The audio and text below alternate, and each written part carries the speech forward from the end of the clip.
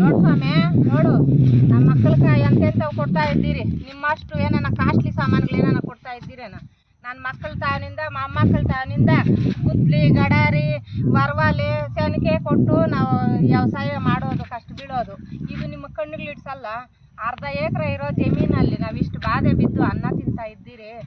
ಎಲ್ಲ ಅವರೇ ಬೆಳಿತೀರಿ, ತೊಗರಿ ಬೆಳಿತೀರಿ, ಅವರೆಕಾಳು ಬೆಳಿತೀರಿ, ಹೆಸ್ರು ಕಾಳು ಬೆಳ್ಕೊತೀರಿ, ಸೊಪ್ಪು ಬೆಳಿತೀರಿ, ಹಳ್ಳು ಬೆಳೆದು ತಲೆಗೆ ಎಣ್ಣೆ ಮಾಡ್ಕೊಂಡು ಇಟ್ಕೊತೀರಿ. ನಾವು ಯಾರ ಮೇಲೇನು ಹೊರೆ ಆಗಲ್ಲ. ನಿನ್ನ ಮಕ್ಳಿಗೆ ಹಿಂಗೆ ಕೊಡ್ತೀಯಾ? ನಿನ್ನ ಮಕ್ಳನ್ನ ಕರ್ಕೊಂಬಂದು ಒಂದು ದಿವಸ ಬಿಡ್ತೀಯ ನಮ್ಮ ಹೊಲ್ದಾಗ ಹಿಂಗೆ ಕೆಲಸ ಮಾಡೋಕ್ಕೆ? ನನ್ನ ಮೊಮ್ಮಕ್ಳ ಕೈಯಾಗಿ ಹಿಂಗೆ ಮಾಡಿಸ್ತೀನಿ. ನಿನ್ಗೆ ಹೆಂಗೆ ಮನ್ಸು ಬರುತ್ತೆ ಇಂಥ ಜಮೀನು ಕಿತ್ಕೊಳಕ್ಕೆ? ನಾವು ಯಾವತ್ತನ ಅನ್ನ ಇಲ್ಲ ಅಂತ ಕೇಳಿದ್ದೀರಾ? ಇಷ್ಟು ವರ್ಷ ಆಗದೆ ನಮ್ಮ ಮಕ್ಕಳಿಗೆ ಆಗಲಿ ನಮ್ಗಳಿಗೆ ಆಗಲಿ ಅನ್ನ ಇಲ್ಲ ಕೊಡ್ರಿ ಅಂತ ನಿಮ್ಮ ಹತ್ರ ಬೇಡ ಆಡಿದ್ದೀರ.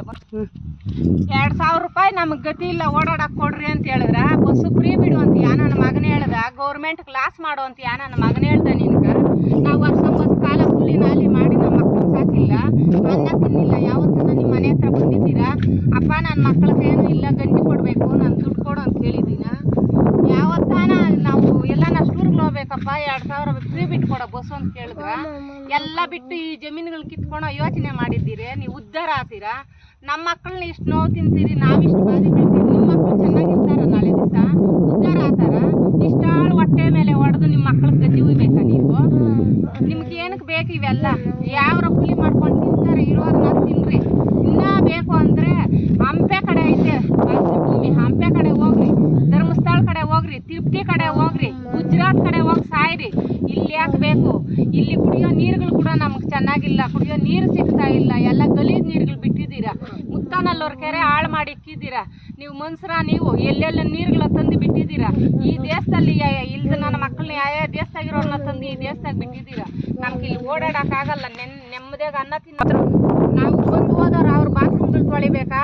ನನ್ನ ಮಕ್ಕಳ್ರ ನಿಮ್ಗೇನು ಜ್ಞಾನ ಇಲ್ವಾ? ನಾವು ನೆಮ್ಮದಿಯಾಗಿರೋದು ನಿಮ್ಗೆ ಜ್ಞಾನ ಇಲ್ವಾ? ಏನಾನ ನೀವು ಇಲ್ಲಿ ಗೌರ್ಮೆಂಟ್ ಏನಾನ ಹಾಸ್ಪಿಟ್ಲಲ್ಲಿ ಏನಾನ ವ್ಯವಸ್ಥೆಗಳು ಮಾಡ್ತೀರಾ? ಏನೈತೆ 2 ಮೈಲಿ 3 ಮೈಲಿ ನಡಿಬೇಕು. ಇರೋ ರೋಡ್ಗಳು ರೆಡಿ ಮಾಡೋಕೆ ಹೊಗೆ ಇಲ್ಲ.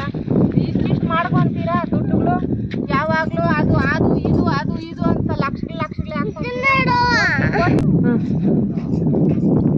ಎಲ್ಲ ಮೇಲೇನೂ ಹಾಕ್ತಾ ಇರ್ತೀರಾ ಟ್ಯಾಕ್ಸ್ಗಳು. ನಾವು ಕರೆಂಟ್ ಬಿಲ್ಗಳು ಕಟ್ಟಬೇಕು, ನೀರು ಬಿಲ್ಗಳು ಕಟ್ಟಬೇಕು, ಒಳ್ಳೆ ನೀರುಗಳು ಕೊಡ್ತಾ ಇದ್ದೀರಾ ನಮ್ಗೆ, ಒಳ್ಳೆ ಆಹಾರಗಳವ.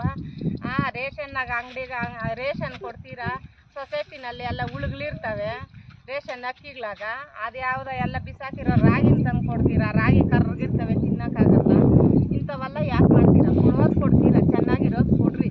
ಇಲ್ಲ ನಿಮ್ಮ ಕೈಯಾಗ ಆಗಿಲ್ಲ, ಪದವಿಗೆ ರಾಜೀನಾಮೆ ಕೊಟ್ಟು ಬಂದ್ರು ನಮ್ಮಂಥವ್ರು ಹೋಗಿ ನಾವೇನೋ ಮಾಡ್ಕೊತೀರಿ. ನಿಮ್ಗೇನಾದ್ರ ಕೆಲಸ?